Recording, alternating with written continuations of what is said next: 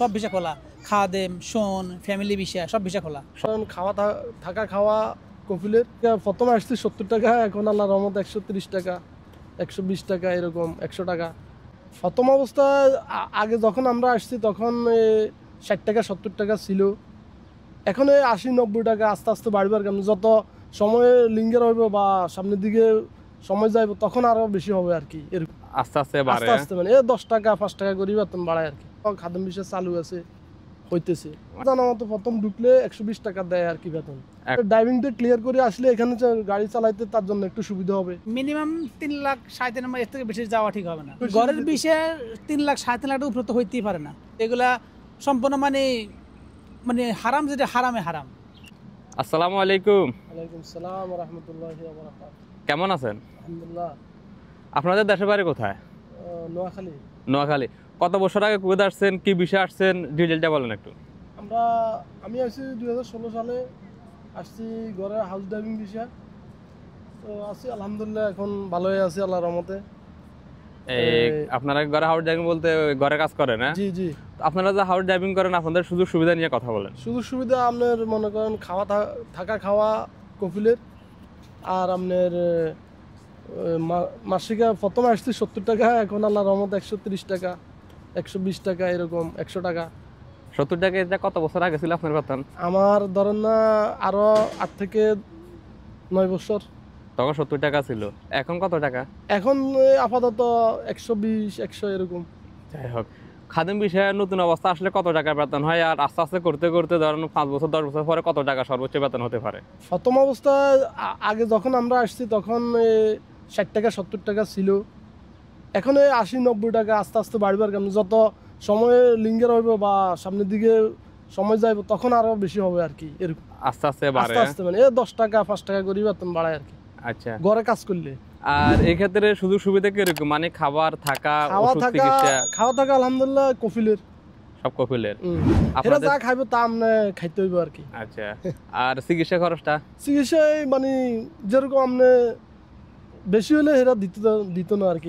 এরকম মানে অল্প টুকটাক হলে এটা দেয়, আর বেশি হলে এগুলো আপনাদের আমি নিজে বহন করতে হবে। আচ্ছা, আর যদি আপনারা ছুটিতে দেশে যান কত বছর পর পর আপনাদের ছুটি হয় এবং আসা যাওয়ার টিকিট দেয় কিনা কুয়েতে? না, আপ ডাউন টিকিট দেয় আল্লাহর রহমতে, আর হয়তো 2 বছর পর পর ছুটিতে যাওয়া হয় আর কি। কত মাসে ছুটি দেয় 2 বছর পর পর? হেরা ইচ্ছাকৃত আর কি, মানে হেরা 2 মাসের বেশি দেয় না, তারপরে একটু কই বলি বাড়ায় নিতে হয় আর কি। আপনাদের যে 2 মাসের ছুটি দেয় 2 মাসের কি বেতন দেয় না? ওগুলা বেতন চলে না কফিল অনুসারে। হ্যাঁ, সবাই তো সমান না, কারণ যাদের মন মানসিকতা ভালো তারা দেয়, যাদের মন মানসিকতা একটু তারা দেয় না। আচ্ছা, তো কুয়েতের খাদেম বিষয় কেন খোলা আছে না বন্ধ আছে, এই বিষয়ে কোনো ধারণা আছে আপনার? আলহামদুলিল্লাহ এখন তো খোলা আছে। অনেকে বলতেছে খাদেম বিষয় বন্ধ, আমাদেরকে অনেকে কমেন্ট করে যে জমা দিছে বিষয় হইতেছে না। আসলে সমস্যাটা কি জানেন? কাগজপত্র করতে একটু সময় লাগে না তো হয়। আলহামদুলিল্লাহ মনে করেন এখন তো খাদেম বিষয় চালু আছে, হইতেছে, মানে খাদেম বিষয় খোলা আছে এখন।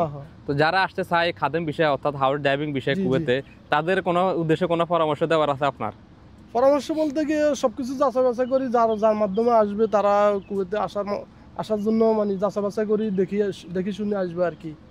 আপনার প্রথমে এখন আমার জানা মতো প্রথম ঢুকলে 120 টাকা দেয় আর কি বেতন, এখন যারা নতুন ঢুকবে আর কি। জি, ওই আর কি।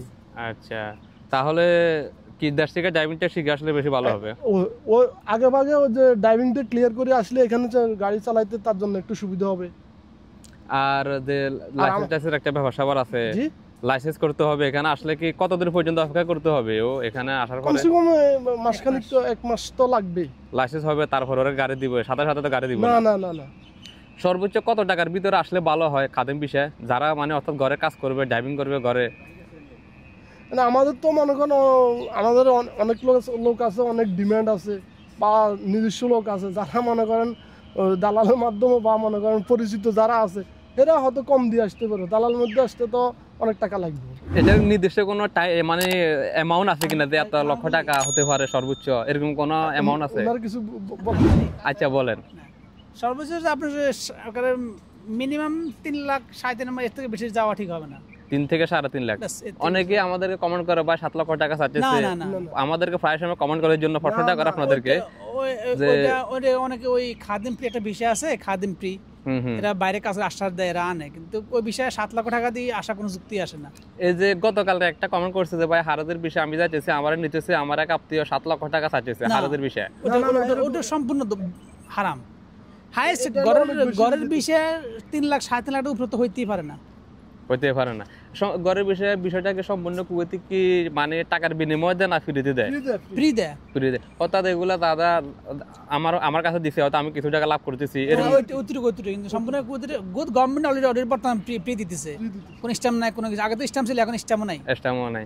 তবে যারা 7 লক্ষ 8 লক্ষ টাকা চাইছে এগুলো অতিরিক্ত বেশি চাইছে, অতিরিক্ত।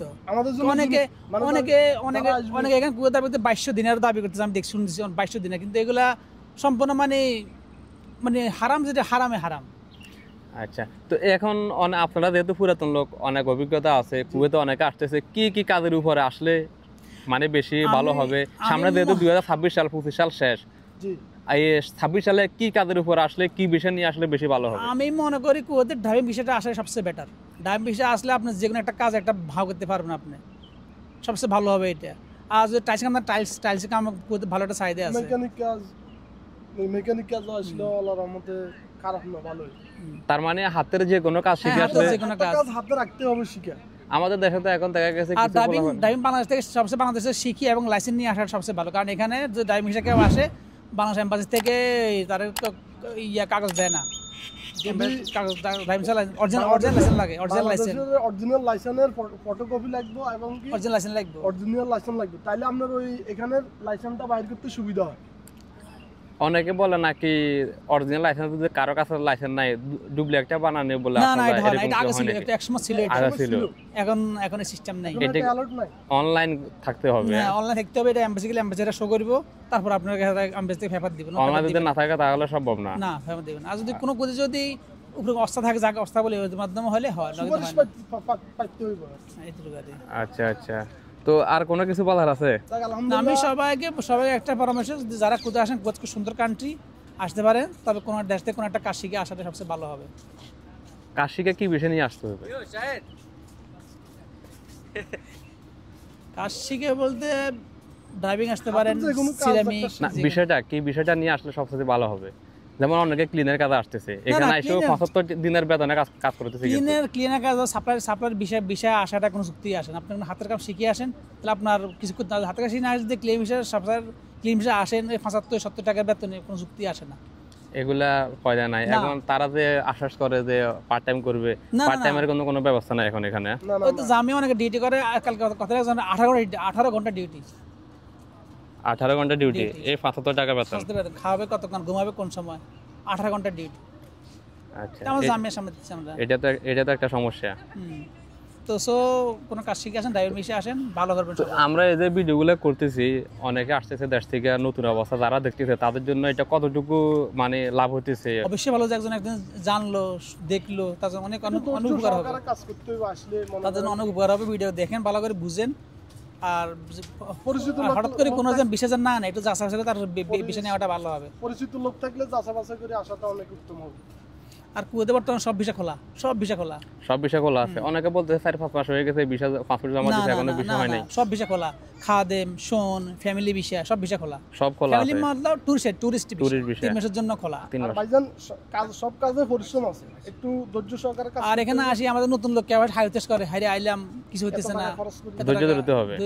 অন্তত নিম্ন স্তর 2 বছর ধৈর্য ধরতে হবে। 2 বছর পর আপনি কিছু করতে হবে, যদি ধরতে না পারেন তাহলে আপনি কিছু করতে পারবেন না। আমরা